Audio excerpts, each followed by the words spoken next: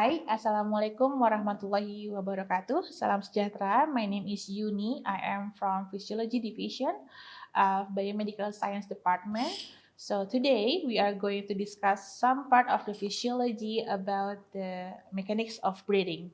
It is still correlated with the previous video about the anatomy and the histology. So let's begin. So obviously, our one of the main roles of the respiratory system is to bring in oxygen so that we can do oxidative metabolism and then to remove the carbon dioxide that we produce. So keep in mind that because we are bringing in so many liters of air a day, roughly 1,000 liters a day, our lungs have such a large surface area that this is a major site of concern for our defense system, for our immune system. So the respiratory system will have certain strategies that is used to protect itself from the pathogens. That's something that we're not really going to focus on this discussion, but keep in mind that it is an important factor that the respiratory system has to contend with. There are so many similarities between the respiratory system and the cardiovascular system because again we are going to talk about the flow. Okay, we will consider pressure gradients and the amplitude of that pressure gradient or the amount of the pressure gradient that will be important, as well as the resistance. Again, the resistance is going to be related to the radius of the tube. The radius is going to be the fourth power, so the radius is going to make a huge difference in the resistance of the system. Again, we'll be addressing that in similar ways that we did for the cardiovascular system. So from our previous session in histology and also anatomy, we already know that the respiratory system divided into two parts. One is conducting part, which is contains about 100 milliliters of air, and its name is suggests one of its main roles is to conduct or bring air into the main part of the lung. It is going to be responsible for exchanging gas with the blood. This is certainly one of the roles of the conducting portion of the respiratory system to distribute air into the rest of the lung. The conducting portion will also warm and moisten the air. We'll talk about that a little bit more in the future session. It is also going to have a major role to cleansing the air. Again, this gets into the idea that the lungs has got to be concerned with all of these liters and liters of air that it's bringing in. The conducting portion is has responsible to cleanse the air using what we call mucociliary transport that we also already discussed it in the previous section. The other aspect of the conducting system is that in the particular side of the bronchioles, okay, very similar to the way the arterioles control the flow through the system based on changing its diameter. The bronchioles also have smooth muscle around them which help determine how easily air flows into the lung by changing their amount of contraction or relaxation of the smooth muscle. So those are the roles of conducting portion of the system. But we also know that conducting zone we also call as a dead space because it can exchange gas. And then we move to another zone, this respiratory zone, or we call also the alveolar space, which is the largest volume of the lung. It is approximately about 70 square meters for gas exchange. You can imagine that. How big is that? And this is about 3 liters in each at rest. So this is where we're going to have a gas exchange, and it's going to be made up of alveoli that have a very thin epithelium that allows for division of gases between the alveoli and the capillaries that are going to receive and dump its gases. We move to the next slide. So in this slide, we're going now to move to talk a little bit about the ventilation. The ventilation basically is how we get air in and out of our lungs. It's going to be really important to remember that the way that we get air into the lung is called the negative pressure breathing. Basically, we will use our diaphragm, which is dome-shaped muscle, and contract it. So the diaphragm actually is skeletal muscle. So if you contract it, that make it shorter, it become more flat. As it become more flat, it causes the chest wall to expand, and the chest wall expands, then that will lower the pressure in the lung. So you will have a negative pressure in the lung. That means that air will flow into the lungs. So you have a negative pressure in the lung. That means that air will flow into the lungs. So the diaphragm is going to be very important when we just doing normal activities like sitting or watching this video. You will contract your diaphragm to inhale and then relax your diaphragm to exhale. But if, for instance, you're exercising, you're going to want to take a deeper breath, you are going to want to breathe more quickly. That's when you can bring in muscle of the rib cage. They're going to lift the ribs like a handle of the bucket. As you lift it, that will increase again the volume of the lung, and then you can also use them when you're trying to exhale quickly.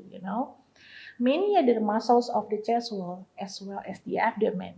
So depending on the type of breathing that you are doing, you might use more muscles. But very often just in normal rest breathing, you're just using primarily the diaphragm.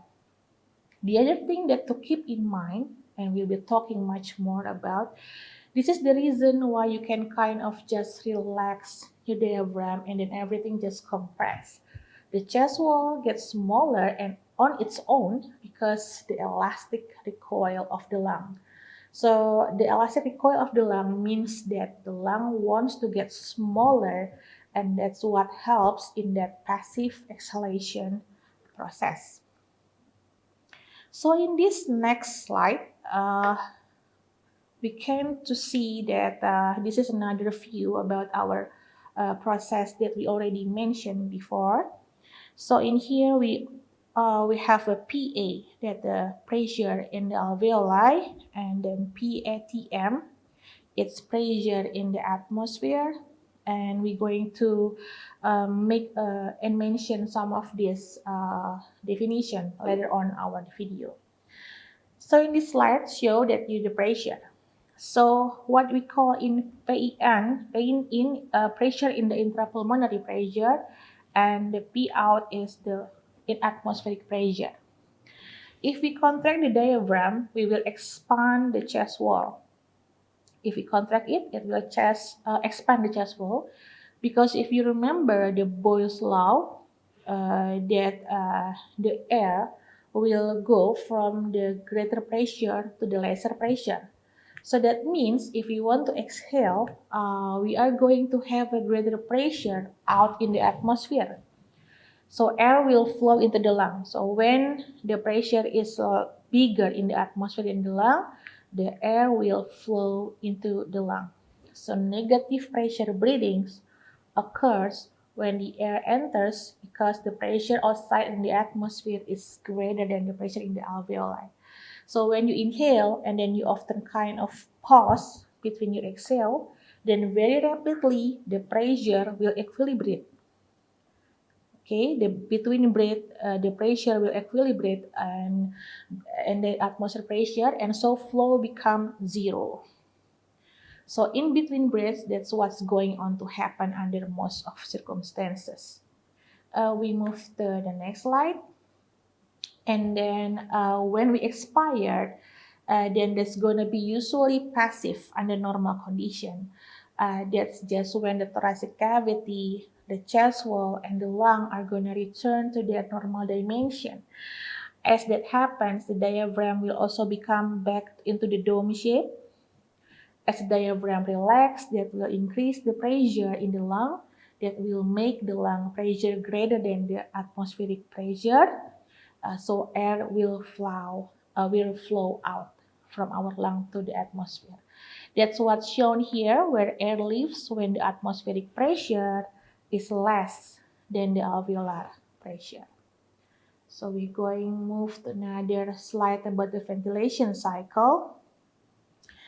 So now we talk about the ventilation cycle, which is one inhalation and one exhalation. This is correlated with the frequency of ventilation. So how many breaths per minute are you taking? often it's going to be between 10 until 11 breaths per minute. So we'll also be talking about the tidal volume, which is how much air that you're inhaling or exhaling. Let's say it's about approximately half liter per breath. So using the tidal volume and multiplying it by the frequency of the breathing, we will have the minute ventilation. So half liter multiplied by 10, and we will have 5 liter per minute. So blood flow can increase threefold relative to the respiratory system. So during heavy exercise, we can make a huge adjustment in basically the minute ventilation. However, if you're going to do that, so you will need to have active exhalation. You then have time to let everything slowly relax and let the recoil of the lungs happen on itself. So you will need to have to be able to squeeze out that air so that you can quickly take another breath in. That will require those abdominal muscle and the intercostal muscle between the ribs. So we move to our last slide on this session. Let's finish this up by just reviewing what we already talked before.